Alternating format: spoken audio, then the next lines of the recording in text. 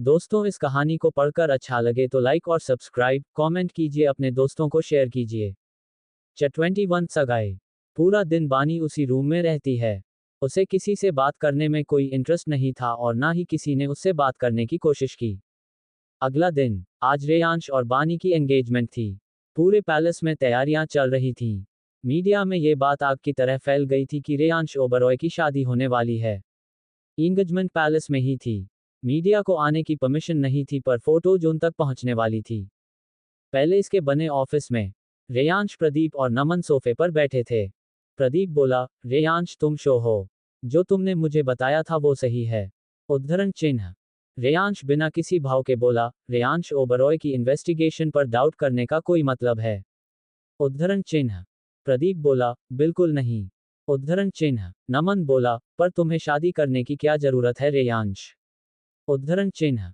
रेयांश सर्द लहजे में बोला, ये मेरी लाइफ है चाचू। आपके लिए अच्छा होगा कि आप मेरी लाइफ में इंटरफेयर ना करें। रेयांश की बात सुन नमन बिल्कुल चुप हो जाते हैं। प्रदीप बोला, तुम्हें जो करना है करो। वैसे भी तुम्हें कोई रोक नहीं सकता। उद्धरण चिन्ह। रेयांश सोफे से उठकर स्माइल करते हुए बोला, हम आप सबको अपनी औकात अच्छे से पता है, दैट्स गुड बोलकर रेयांश वहां से चला गया। नमन प्रदीप को देखकर बोला, भैया मुझे रेयांश का कुछ समझ नहीं आ रहा। ये करना क्या चाहता है। उद्धरण चिन्ह। प्रदीप एकटक सामने देखते हुए बोला, वो रेयांश ओबरॉय है। कहने को खून मेरा है, पर उसका दिमाग सबसे अलग है। कब क्या कैसे करे, कोई सोच भी नहीं सकता। उद्धरण चिन्ह। नमन बोला, कभी कभी तो मुझे इससे डर लगता है। प्रदीप नमन को देखकर बोला, लगना भी चाहिए। उसके अंदर क्या चल रहा है वो हमारी सोच से बाहर है। वो दोनों बातें कर रहे थे पर कोई था जो उनकी बातें सुन रहा था। वो इंसान वहां से डायरेक्ट एक रूम में जाता है और मिरर के सामने खड़े होकर बोला, कुछ तो चल रहा है उसके दिमाग में। और वो लड़की बानी, वो भी टेढ़ी लगती है। उस बानी के बारे में पता करना होगा। उद्धरण चिन्ह। बानी के रूम में बानी बेड पर बैठी कुछ सोच रही थी, तभी उसका फोन बजता है। बानी देखती है कि प्रिया जी का कॉल था। बानी कुछ देर सोचकर फोन उठा लेती है। प्रिया जी गुस्से में बोली, फोन क्यों नहीं उठा रही थी तुम मेरा। उद्धरण चिन्ह। बानी उनकी बात को इग्नोर करके बोली, सोमांश हॉस्टल गया। उद्धरण चिन्ह। प्रिया जी बोली, बानी मेरी बात इग्नोर मत करो। उद्धरण चिन्ह। बानी बोली, मम्मा पहले आप बताए सोमांश हॉस्टल गया। उद्धरण चिन्ह। प्रिया जी बोली, हाँ कबीर उसे ले गया था कल शाम को। अब मुझे बताओ ये शादी क्या है। उद्धरण चिन्ह। बानी बोली, मम्मा शादी करना जरूरी है। प्रिया जी बोली, बानी मैं तुम्हारी मम्मा हूं, अगर तुम्हारी लाइफ में कोई था तो तुम मुझे पहले बता सकती थी। उद्धरण चिन्ह। बानी बोली, मम्मा नहीं बता पाए। रेयांश नॉर्मल इंसान नहीं है। वो सेलिब्रिटी हैं, इसलिए सब सीक्रेट था। आज एंगेजमेंट है, आप आ जाना। उद्धरण चिन्ह। प्रिया जी बोली, तुमने अपनी लाइफ का डिसीजन खुद ले लिया है। एक बार मुझे बताया तक नहीं। मुझे नहीं लगता कि मेरी बेटी को मेरी जरूरत है, तो मैं वहां आके क्या करूंगी। उद्धरण चिन्ह। बानी बोली, आपको आना है तो आओ वरना मत आओ। आपकी मर्जी, बोलकर बानी कॉल कट कर देती है। इसी के साथ उसके आंसू निकल पड़ते हैं। बानी बुरी तरह रोने लगती है। बानी सुबकते हुए बोली, सॉरी मम्मा, पर मैं नहीं चाहती कि आप यहाँ आओ। मुझे आपको और सोमांश को इन सब से दूर रखना है। उसके लिए ये जरूरी था। आई एम रियली सॉरी, बोलकर बानी तकिए में मुंह छुपाकर रोने लगती है। बानी रोते रोते सो जाती है। शाम का वक्त, बानी के रूम का डोर नॉक होता है, जिससे बानी की आंख खुलती है। वो उठकर गेट खोलती है। बाहर मानसी थी और उसके साथ दो लड़कियां थी। बानी साइड होती है। सब अंदर आते हैं। मानसी मुस्कुराते हुए बोली, भाभी ये दोनों मेकअप आर्टिस्ट हैं। ये आपको रेडी करेंगी। मानसी की बात पर बानी कुछ नहीं बोलती। वो बस एकटक मानसी को देख रही थी, जिसके चेहरे पर मासूमियत दिख रही थी।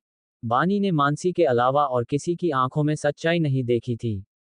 बानी को मानसी बिल्कुल अपने जैसी लग रही थी। मानसी बानी को गौर से देखते हुए बोली, भाभी आपकी आंखें क्यों लाल है। उद्धरण चिन्ह। बानी हल्का सा मुस्कुरा कर बोली, कुछ नहीं, वो मैं सो रही थी। शायद इसलिए। उद्धरण चिन्ह। मानसी पाउट बनाकर बोली, अरे भाभी, अपनी सगाई के दिन कौन सोता है। आपकी जगह में होती ना तो अभी तक पूरा घर सर पे उठा लिया होता। खैर छोड़ो, आप जल्दी से तैयार हो जाओ। बोलकर मानसी रूम से चली जाती है। करीब 1 घंटे बाद बानी ड्रेसिंग टेबल के सामने बैठी थी। इस वक्त वो रूम में अकेली थी और पूरी तरह से तैयार थी। बानी ने एमरल्ड ग्रीन कलर का स्लीवलेस वी नेक गाउन पहना था, जिसके साथ मैचिंग ग्रीन स्टोल भी था। गले में एमरल्ड नेकलेस और एमरल्ड इयररिंग्स, हाथ में ब्रेसलेट, होठों पर रेड लिपस्टिक, खुले बाल कर्ल करके छोड़ा था। और सबसे खास उसकी ग्रे आईज। बानी खुद को देख रही थी तभी रूम का गेट खुलता है और रेयांश अंदर आता है। बानी पलटकर रेयांश को देखती है। रेयांश ने ब्लैक सूट पहना था जिस पे डायमंड्स का एक ब्रोच था। रेयांश बहुत हैंडसम लग रहा था, पर बानी उसे कुछ पल देखकर अपनी नजरें फेर लेती है। रेयांश बानी को कमर से पकड़कर उसकी आंखों में देखते हुए बोला, you are looking beautiful, my obsession. ये सुनते बानी रेयांश की ब्लू आइज में गौर से देखने लगती है। रेयांश तिरछा मुस्कुराते हुए बोला, फीलिंग ढूंढ रही हो मेरी आंखों में? उद्धरण चिन्ह। बानी रेयांश को देखते हुए बोली, नहीं, ये देख रही हूं कि अबेशन वाली फीलिंग कहां से आई तुम में। क्योंकि हो तो तुम फीलिंगलेस। रेयांश बानी के कान में बोला, हम जो भी है, जैसे भी हैं, तुम्हारी वजह से हैं। बोलकर रेयांश बानी के कानों पर हल्के से किस कर लेता है। बानी गुस्से में बोली, स्टॉप बाइटिंग मी। रेयांश डेविल स्माइल करते हुए बोला, ओके, अभी छोड़ रहा हूं, पर एंगेजमेंट के बाद सारा हिसाब तुम्हारे होठ चुकाएंगे। रेयांश की बात पर बानी कुछ नहीं बोलती, बस रेयांश को घूरती है। रेयांश बानी को नीचे लेकर जाता है। सबकी नजरें उन दोनों पर थी। पूरे पैलेस को डेकोरेट किया गया था, जिसका थीम ग्रीन और ब्लैक था। यहाँ छोटे बड़े बहुत से बिजनेसमैन आए थे। रेयांश बानी को स्टेज पर ले जाता है। दोनों सोफे पर बैठ जाते हैं। बानी चारों तरफ देखती है, उसे एक तरफ कबीर और विनीत दिखते हैं। कबीर और विनीत भी उसे ही देख रहे थे। बानी उन दोनों को देख रही थी। रेयांश ये बात नोटिस कर लेता है। वो बानी की कमर पर अपनी पकड़ कसकर बोला, बेबी, मेरे होते हुए तुम्हारा ध्यान इधर उधर जाए ये मुझे बिल्कुल पसंद नहीं है। उद्धरण चिन्ह। बानी रेयांश को घूर कर बोली, तुम्हारे ऊपर ध्यान क्यों दूं मैं? उद्धरण चिन्ह। रेयांश बानी के कान के पास झुककर बोला, मुझे बताने की जरूरत है। ये सुनते ही बानी रेयांश का चेहरा देखती है तो चिढ़ जाती है, क्योंकि रेयांश के फेस पर डेविल स्माइल थी। प्रदीप रेयांश को देखकर बोला, मुझे लग रहा है यहाँ बात उससे आगे है। नमन वाइन पीते हुए बोला, हाँ भैया, रेयांश का बिहेवियर उसके लिए अलग दिख रहा है। शलाका बोली, और इससे प्रॉब्लम हो सकती है। उद्धरण चिन्ह। नमन बोला, पर हम कुछ नहीं कर सकते भाभी। रेयांश को रोकना किसी के बस की बात नहीं है। माया बोली, अब हम क्या कर सकते हैं, जो हो रहा है होने देते हैं। उद्धरण चिन्ह। शलाका रेयांश और बानी को देखते हुए मन में बोली, फायदा उठा सकते हैं, ऊप्स उठा सकती हूँ। वो भी मैं। सोचते हुए शलाका अजीब तरह से मुस्कुराती है।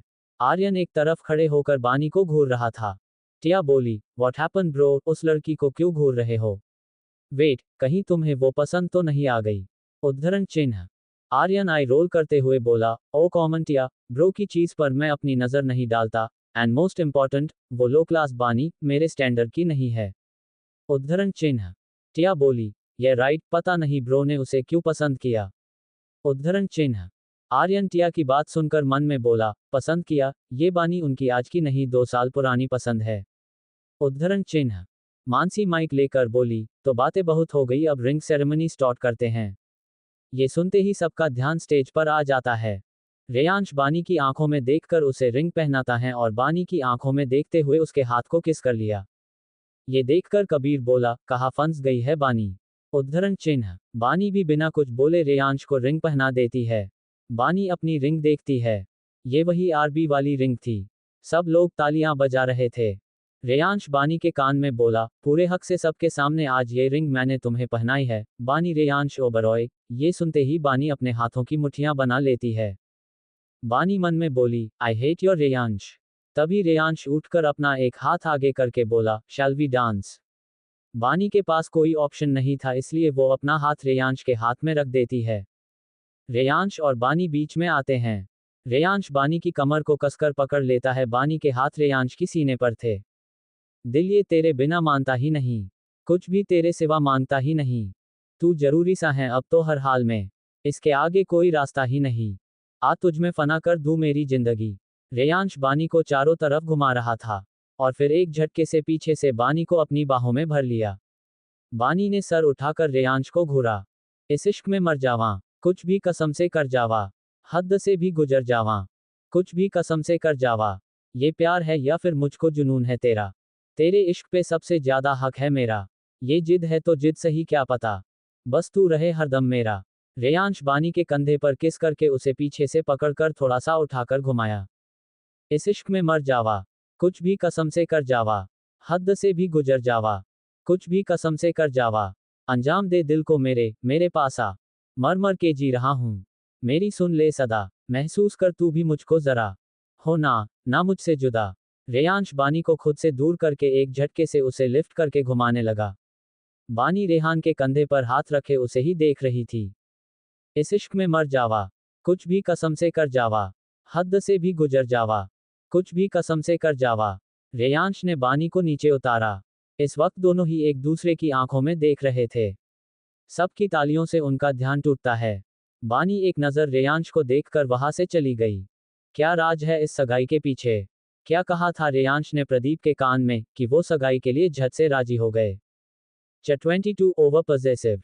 बानी सीधे कबीर और विनीत के पास गई और कबीर के गले लग गई। कबीर ने भी बानी को कसकर गले लगा रखा था। विनीत बोला, कबीर छोड़ दे उसे, इसका वुड भी तुझे ही घूर रहा है। विनीत की बात सुनते ही कबीर की नज़र रेयांश पर गई, जो कुछ लोगों के साथ खड़ा था और कबीर और बानी को ही घूर रहा था। कबीर ने भी रेयांश को घूरा। बानी ने कबीर से अलग होकर पूछा, कैसे हो तुम दोनों?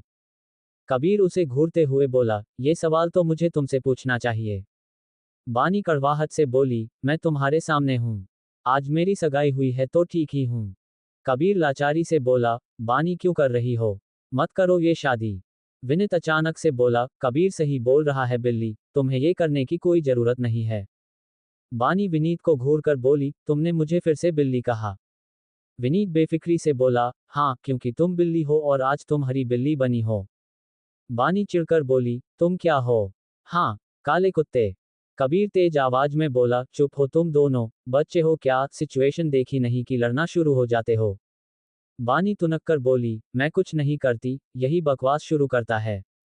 विनीत उसे देखते हुए बोला, तो तुम अपने कान बंद कर लो, ना तुम सुनोगी ना जवाब दोगी। बानी उसे घुरकर बोली, उससे अच्छा तुम अपना मुंह बंद करो। कबीर गुस्से में बोला, अगर तुम दोनों चुप नहीं हुए तो मैं तुम दोनों को नहीं छोड़ूंगा। कबीर को गुस्सा होता देखकर दोनों चुप हो गए। कबीर बानी से बोला, तुम शो हो, तुम ये शादी करोगी? बानी कोल्ड वॉइस में बोली, हाँ। कबीर गहरी सांस लेकर बोला, तुम्हें पता है ना बानी, शादी के बाद तुम इस दुनिया का हिस्सा बन जाओगी। ये तुम्हारी फैमिली बन जाएगी। अपनी फैमिली के खिलाफ लड़ पाओगी। बानी उसे देखकर बोली, ये मेरी फैमिली नहीं है, ना कभी होगी। ओबरॉय फैमिली के मेंबर्स के चेहरे के पीछे कई चेहरे हैं, जो मैंने पहली नज़र में ही पहचान लिया था। बाकी बातें हम यहाँ नहीं कर सकते। मैं तुम लोगों से शादी के बाद मिलूंगी। कबीर कुछ पल रुक कर बोला, ठीक है, जो करना है करो, बस अपना ध्यान रखना। बानी ने हाँ में सर हिला दिया। विनीत बोला, तो हम चलते हैं। कबीर और विनीत चले गए। बानी ने पीछे पलटकर रेयांश को देखा, जो उसे ही लाल आंखों से घूर रहा था। एक पल के लिए बानी घबरा गई, लेकिन फिर खुद को संभाल के अपने रूम की तरफ जाने लगी कि तभी वो आर्यन से टकरा गई। आर्यन नफरत से बानी को देख रहा था। बानी धीरे से बोली, सॉरी। आर्यन गुस्से में बोला, अंधी हो क्या, दिखता नहीं है? बानी आर्यन को घूर कर बोली, बी इन लिमिट, तुम्हारी होने वाली भाभी हूं मैं, और मैंने सॉरी कह दिया। बाकी अगर बकवास करनी है तो करो, बोलकर बानी चली जाती है। आर्यन जाती हुई बानी को घूरकर बोला, भाभी, माय फुट। बानी अपने रूम में चली गई। नीचे सारे गेस्ट चले गए थे। बानी रूम में मिरर के सामने खड़े होकर खुद को देखती है, फिर अपनी रिंग को। तभी बानी के रूम का गेट खुला। बानी ने सीधे गेट की तरफ देखा। गेट पर रेयांश खड़ा था, जो उसे ही घूर रहा था। बानी हकलाते हुए बोली, ऐसे क्या घूर रहे हो? रेयांश गेट बंद करके बानी के पास आया और बानी को कमर से पकड़कर खुद से सटा लिया। बानी रेयांश की आंखों में देखती है, जिनमें सिर्फ गुस्सा था। रेयांश ने बेरहमी से बानी के इयररिंग्स निकाला, जिसकी वजह बानी की आह निकल गई। बानी ने नेकलेस पहले ही निकाल दिया था। बानी गुस्से में बोली, पागल हो गए हो क्या? रेयांश कुछ नहीं बोलता, वो बानी का स्टोल उठाकर साइड में फेंक देता है। बानी रेयांश को धक्का देकर बोली, क्या कर रहे हो? हुआ क्या है? रेयांश अब भी कुछ नहीं बोलता। वो बानी का हाथ पकड़कर उसे खींचकर वॉशरूम में ले जाता है और शॉवर के नीचे खड़ा कर देता है। रेयांश बानी को वॉल से टिकाकर शॉवर ऑन कर देता है। शॉवर का पानी दोनों के ऊपर गिर रहा था। बानी कंफ्यूजन से रेयांश को देख रही थी। रेयांश बानी के हाथों को मलने लगता है। बानी रेयांश से खुद को छुड़ाने की कोशिश करती है पर उसकी कोशिश बेकार थी। बानी हैरानी से रेयांश को देखती है।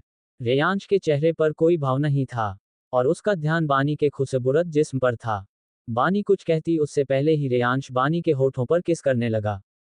बानी का दिमाग बिल्कुल ब्लैंक हो गया था। उसे समझ ही नहीं आ रहा था कि हुआ क्या। थोड़ी देर बाद बानी को होश आता है और उसे समझ आता है कि वो रेयांश के सामने अपने इन में है।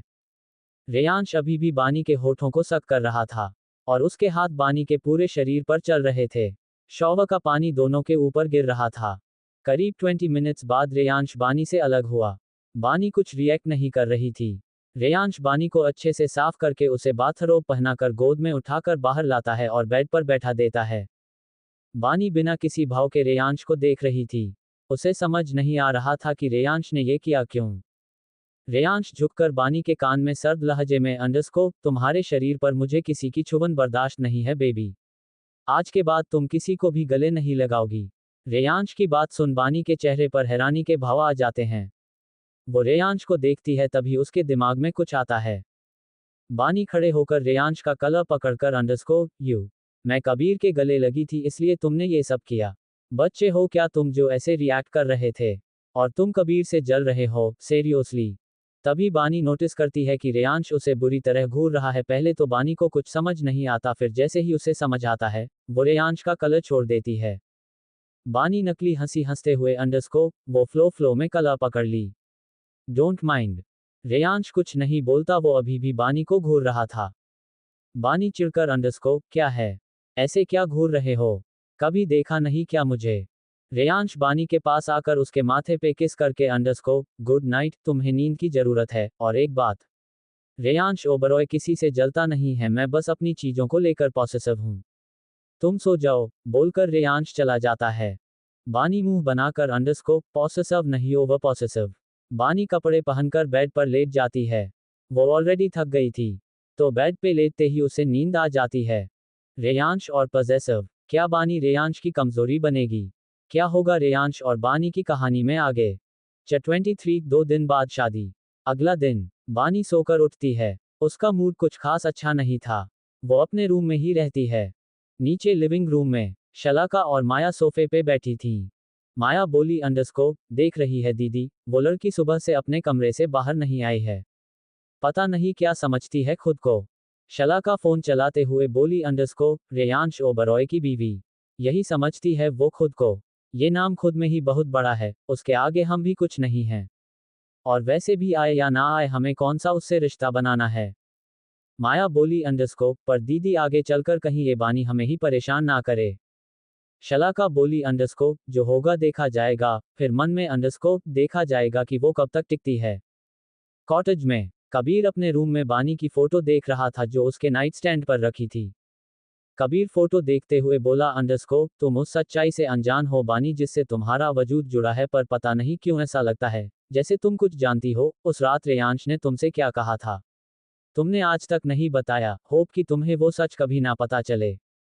एक खंडहर जैसी हवेली जो बाहर से देखने में एक बेकार सी जगह थी, लेकिन उसके अंदर एक बहुत शानदार जगह थी। अंदर पूरे मॉडर्न टच के साथ हर चीज थी। वो बाहर से दिखने में खंडहर था पर अंदर से सुंदर हवेली। अंदर भी कुछ अलग नहीं था पर उस जमीन के नीचे बहुत कुछ था। अंडरग्राउंड सेल्स थी वहां, अंडरग्राउंड सेल्स जहां पर रेयांश लोगों को कैद करके रखता था। रेयांश इस वक्त वही था। उसके साथ शेरा भी था। रेयांश अपनी गन में बुलेट डालते हुए सर्द लहजे में बोला, अंडरस्कोप, क्या खबर है? शेरा बोला, अंडरस्कोप, बॉस, वो 3 बाद इंडिया आ रहा है। रेयांश गन टेबल पर रखकर बोला, 3 दिन बाद, गुड डिसीजन। ओबरॉय पैलेस में सबको ये न्यूज़ मिल जानी चाहिए कि 2 दिन में मेरी और बानी की शादी होगी। शेरा बोला, अंडरस्कोप, बॉस, शादी 2 दिन में क्यों? रेयांश डेविल स्माइल करते हुए बोला, शेरा वो आ रहा ये सोचकर कि वो इस गेम में क्वीन को जीतेगा, बट इतना बोलकर रेयांश रुक जाता है। शेरा तिरछी मुस्कान के साथ बोला, अंडरस्कोप, समझ गया बॉस। रेयांश बोला, अंडरस्कोप, शादी की अनाउंसमेंट हो जानी चाहिए, बोलकर रेयांश चला जाता है। ओबरॉय पैलेस में बानी फाइनली रूम से बाहर निकलती है। वो बाहर आना तो नहीं चाहती थी, पर पूरे दिन रूम में रहने से उसे घुटन हो रही थी। बानी आसपास देखते हुए चल रही थी कि वो सामने से आ रही टिया से टकरा जाती है। बानी जल्दी से बोली, सॉरी। टिया चिल्लाकर बोली अंडरस्को, व्हाट द हेल, अंधी हो क्या? बानी चिढ़कर बोली अंडरस्को, तुम्हारे पास आंखें हैं ना, तो खुद देख के चलो। टिया उंगली दिखाकर बोली अंडरस्को, यू अपनी औकात में रहो। बानी टेढ़ी मुस्कान के साथ बोली अंडरस्को, हम मेरी औकात, फॉर योर काइंड इन्फॉर्मेशन। तुम्हारी होने वाली भाभी हूं मैं, तो मेरी औकात का अंदाजा तुम्हें होगा ही। अगर नहीं भी है तो डोंट वरी, मैं बता दूंगी। मेरी भी और तुम्हारी भी। कुछ पल रुककर बोली अंडरस्को, औकात बोलकर बानी एक नज़र टिया को देखकर आगे निकल जाती है। टिया खुद से बोली, इसकी बातों में मुझे धमकी क्यों लग रही थी। लीव इट, कुछ ज्यादा ही सोच रही हूं मैं, आखिर है कौन ये। बानी घूमते घूमते सेकंड फ्लोर पर जाती है। यहाँ हर फ्लोर पर लिफ्ट लगी हुई थी, सेकंड फ्लोर पर कई रूम्स थे। बानी को पता नहीं था कि कौन सा किसका रूम है। बानी चारों तरफ देखते हुए बोली, हर तरफ कैमरा। अगर मुझे कुछ करना भी होगा तो कैमरा से बचना पड़ेगा। फिर चिढ़कर बोली, इतनी हाई सिक्योरिटी है ही क्यों यहाँ? तभी वहां एक मेड आकर बोली, मैम आपको कोई हेल्प चाहिए? बानी बोली अंडरस्को, हाँ, क्या आप मुझे बता सकती हैं कि यहाँ किस किस के रूम हैं? मेड बोली अंडरस्को, शो मैम, इस फ्लोर पर प्रदीप सर, शलाका मैम और नमन सर, माया मैम का रूम है, 2 स्टडी रूम है। आइए मैम, मैं आपको ऊपर ले चलती हूँ। बानी मुस्कुराकर बोली, ऑक, वैसे आपका नाम क्या है?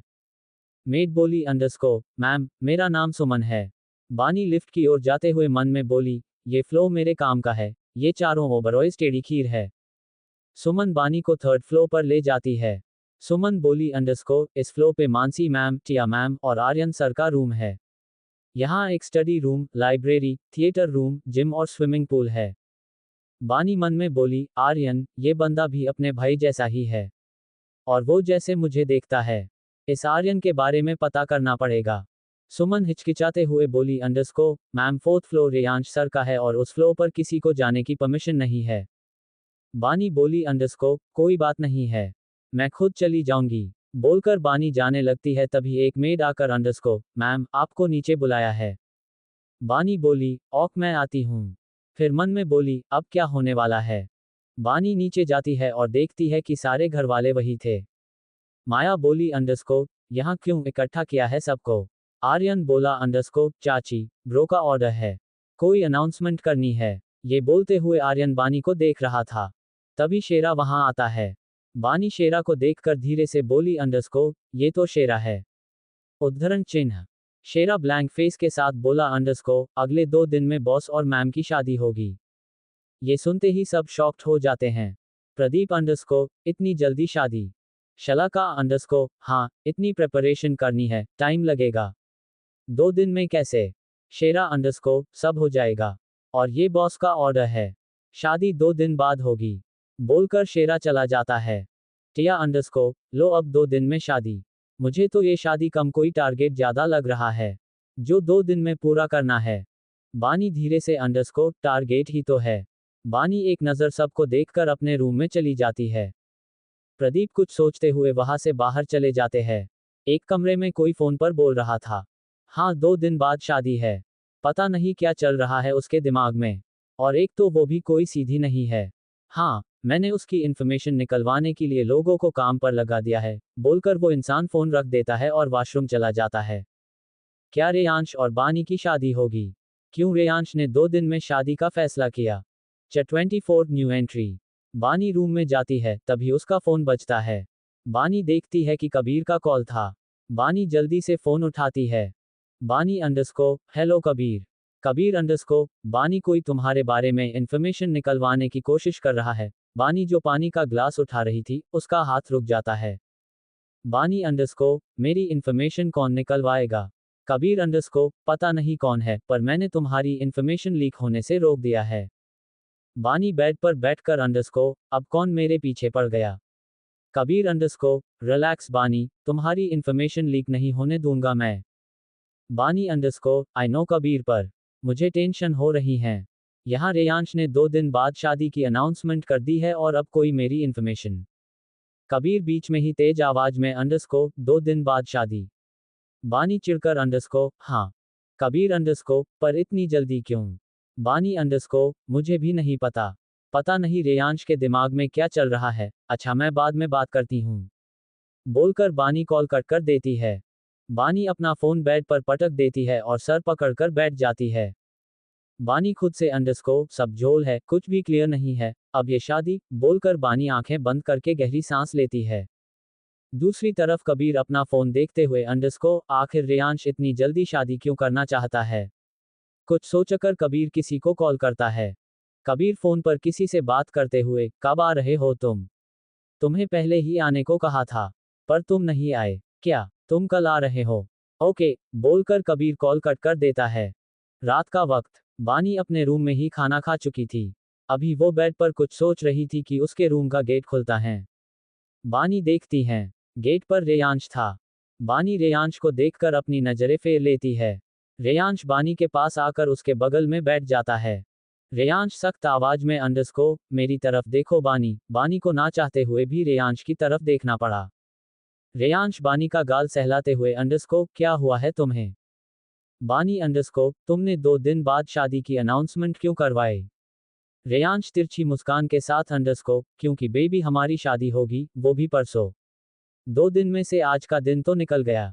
बानी रेयांश के चेहरे को गौर से देखते हुए क्या चल रहा है तुम्हारे दिमाग में? जहां तक मुझे पता है, तुम्हें शादी करने की कोई जल्दी नहीं थी। फिर अब क्यों? कुछ होने वाला है क्या?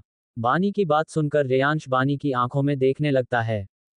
रेयांश बानी की आंखों में देखकर तुम्हें क्या हुआ है? रेयांश की बात सुनकर बानी कंफ्यूजन से रेयांश को देखने लगी। बानी कंफ्यूजन क्या मतलब? रेयांश बानी को अपनी गोद में बैठाकर यही कि तुम्हें कोई प्रॉब्लम है? बानी रेयांश को घूरते हुए मेरी सबसे बड़ी प्रॉब्लम मेरे सामने है। रेयांश डेविल स्माइल करते हुए वो तो है बेबी, पर अभी तुम मेरी वजह से नहीं किसी और वजह से परेशान हो। बानी चिढ़कर ओ रियली, तुम्हें बहुत पता है, बोल तो ऐसे रहे हो जैसे मुझे बहुत अच्छे से जानते हो, जो मेरी शक्ल देखकर समझ गए। रेयांश बानी को अपने करीब खींचकर उसकी आंखों में देखते हुए हाँ, क्योंकि तुम्हें तुमसे भी ज्यादा जानता हूं मैं। रेयांश और बानी एक दूसरे की आंखों में देख रहे थे। बानी अपनी नजरें फेरते हुए मुझे नींद आ रही है। बानी की बात सुन रेयांश बानी को बेड पर लेटा देता है और खुद भी लेट जाता है। बानी हैरानी से तुम ये क्या कर रहे हो? जाओ यहां से। उद्धरण चिन्ह। रेयांश बानी को अपनी बाहों में भरते हुए नो बेबी, मैं कहीं नहीं जा रहा, good night and sleep now. बानी खुद को छुड़ाने की कोशिश करती है, पर रेयांश के आगे बानी कुछ नहीं थी। आखिर में बानी भी थककर सो जाती हैं। अगली सुबह, बानी सोकर उठती है। वो खुद को बेड पर अकेला पाती है। बानी खुद से अच्छा हुआ चला गया। तभी गेट नॉक होता है। बानी जल्दी से उठकर गेट खोलती है। गेट पर मानसी थी। उसके हाथ में एक थाल थी। मानसी अंदर आती है। बानी कंफ्यूजन से मानसी, ये थाल। मानसी मुस्कुराते हुए भाभी आज आपकी मेहंदी है। और ये आपके कपड़े, भाई ने बोला है कि मैं आपको तैयार कर दूं। मानसी की बात पर बानी सर हिला देती है। और वो कपड़े लेकर वॉशरूम चली जाती है। थोड़ी देर बाद बानी बाहर आती है और ड्रेसिंग टेबल के सामने बैठ जाती है। मानसी बानी को रेडी करती है। करीब 15 मिनट्स में बानी बिल्कुल तैयार थी। मानसी बानी को पीछे से गले लगाते हुए वाओ भाभी, you are looking too beautiful. Mansi की बात सुनकर बानी हल्का सा मुस्कुरा देती है। मानसी अच्छा भाभी, मैं थोड़ी देर में आती हूँ, बोलकर मानसी चली जाती है। बानी खुद को मिरर में देखती है। बानी ने ग्रे कलर का लहंगा पहना था, जो स्लीवलेस था। लहंगे के दुपट्टे को कमर पे लगाकर राइट कंधे पर डाल रखा था। कमर पर एक सिल्वर कलर की बेल्ट लगी थी, जो दुपट्टे के ऊपर थी। गले में एक चोकर, कान में मैचिंग इयररिंग्स, स्ट्रेट बाल, होठों पर न्यूड लिपस्टिक और हाथों में बस एंगेजमेंट रिंग। बानी बहुत खूबसूरत लग रही थी। बानी खुद को देखते हुए कभी नहीं सोचा था ये दिन भी आएगा। बानी अपने ख्यालों में थी तभी मानसी अंदर आती है। मानसी बानी को पकड़ते हुए चलिए भाभी, नीचे सब वेट कर रहे हैं। मानसी बानी को सीढ़ियों से नीचे लेकर जाती है, क्योंकि बानी फर्स्ट फ्लोर पर ही थी। रेयांश जो फोन पे बात कर रहा था, उसकी नज़र जैसे ही बानी पर पड़ती है वो एकटक बानी को देखने लगता है।